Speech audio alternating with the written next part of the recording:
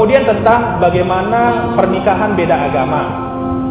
Pertama, di dalam surat ke-60 ayat ke-10. Nah, coba dibuka. Surat ke-60 ayat ke-10. Allah Subhanahu wa taala menjelaskan di dalam surat ke-60 ayat ke-10. A'udzubillahi minasyaitonir rajim. Di situ ada kata-kata lahunna hillul lahum wa lahum yahilluna lahunna di pertengahan ayat. Ya. Kalian wanita beriman tidak halal untuk laki-laki kafir dan laki-laki kafir tidak halal buat wanita beriman. Nah, lihat ini dasar hukum. Pertama ya. Wanita beriman tidak halal untuk laki-laki kafir dan laki-laki kafir tidak halal untuk wanita beriman. Jelas, nggak boleh dengan orang kafir. Satu. Kedua, surat Al-Baqarah ayat 221. Di dalam surat kedua, surat Al-Baqarah ayat 221, Allah Subhanahu wa taala menjelaskan di sana, A'udzubillahi minasyaitonir rajim. Wala tankihul musyrikati hatta yu'min. Janganlah kamu nikahi wanita musyrik sampai dia beriman. Enggak boleh, bukan cuma orang kafir, orang musyrik pun enggak boleh dinikahi sampai dia beriman. Wanita budak yang beriman itu lebih baik daripada wanita musyrik meskipun lebih menarik hatimu. Dan seorang wanita muslim juga tidak boleh menikahi laki-laki musyrik sampai dia beriman. Laki-laki budak itu yang beriman lebih baik daripada laki-laki musyrik meskipun menarik hatimu. Kemudian kasus Yasir Arafat. Jadi di sini kita dudukan dulu persoalan. Jelas tidak boleh menikah dengan orang kafir maupun dengan orang musyrik. Itu hukum ya, tidak boleh. Jadi para orang tua, tolong kalau ada calon mantu datang, yang ditanya pertama kali itu sebelum tanya kerjanya apa, sekolah di mana, tanya dulu, paham tauhid nggak? Itu dulu yang ditanya. Kamu paham syirik nggak? Itu dulu. Persoalan kerja di mana, sekolah apa, belakangan, gampang itu sih. Tanya dulu, kamu paham tauhid nggak? Paham syirik nggak? Kalau nggak tahu, pulang lagi ngaji dulu, kita balik lagi kemari. Itu yang benar. Jangan, itunya nggak ditanya. Syirik. Nah ini, hah? Ntar sama calon mantunya ditanya, Bapak ngerti tauhid nggak? Nggak tahu juga. Apa ya bapaknya juga. Nah kemudian tentang kasus Yasir Arafat, kita baca surat Al-Maidah. Ya, di dalam surat kelima ayat yang kelima, perhatikan. Di dalam surat yang kelima ayat yang kelima Allah Subhanahu wa taala mengatakan, Al-yawma uhilla lakum at-thayyibat wa ta'amul ladzina utul kitab hillul lakum wa ta'amukum hillul lahum. Nah, di sini ada kata-kata, perhatikan. Wal muhsanatu minal mu'minati wal muhsanatu minal ladzina utul kitab min qablikum. Jadi, di situ diterangkan wanita-wanita beriman dan wanita yang menjaga kehormatan di antara orang ahlul kitab itu juga halal. Yang dihalalkan di dalam ayat ini juga wanita ahlul kitab itu halal buat kamu, ya. Wanita ahlul kitab itu halal buat kamu.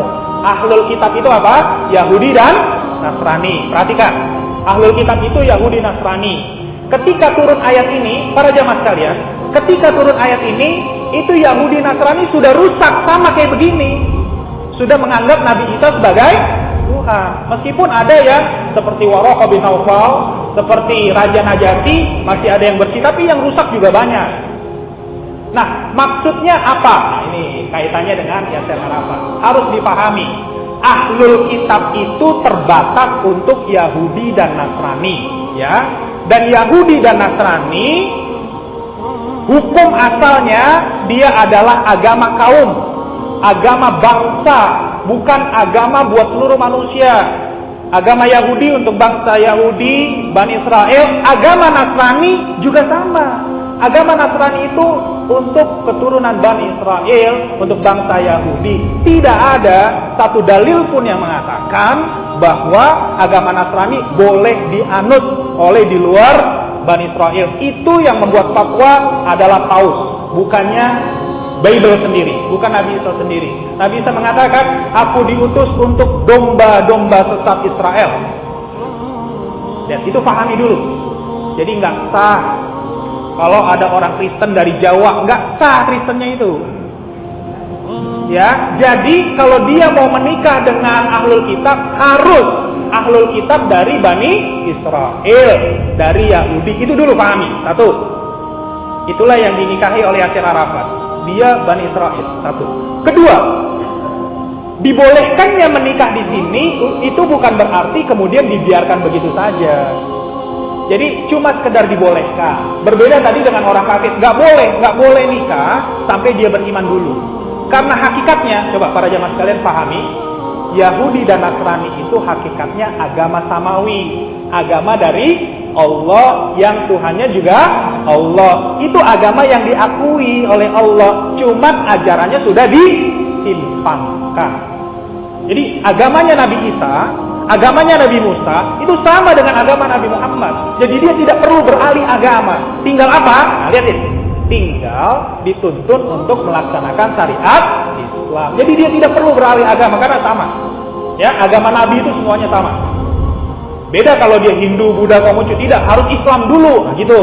Jadi ini Ahlul Kitab ini agama yang juga berasal dari Allah, cuma disimpangkan. Nah, penyimpangannya ini yang harus diluruskan. Jadi itu yang dimaksud boleh. Jadi boleh itu bukan berarti setelah nikah dibiarin dengan keyakinan. Tidak. Boleh nikah tapi ya diluruskan. Bahkan kalau bisa sebelum nikah itu sudah diluruskan. Dan dia tidak perlu berganti agama karena agamanya agama samawi yang datangnya dari Allah juga. Itu maksudnya. Tapi kalau ditanya alasannya Syekh Arafat apa? Ya saya nggak tahu alasan dia apa nikah. Cuman kalau menurut dalil seperti itu, ya. Menurut dalil itu seperti itu. Mau nikah dengan wanita Ahlul Kitab boleh, syaratnya tadi. Ahlul Kitabnya harus Bani Israel. Satu. Kedua, harus diarahkan, harus dibimbing menjalankan syariat Islam. Tuhannya juga harus Allah. Begitu ya. Karena aslinya agama Nabi Isa, Nabi Musa itu Tuhannya Allah. Gitu kan? Nah, syariatnya disempurnakan, menjalankan syariatnya Rasulullah Muhammad.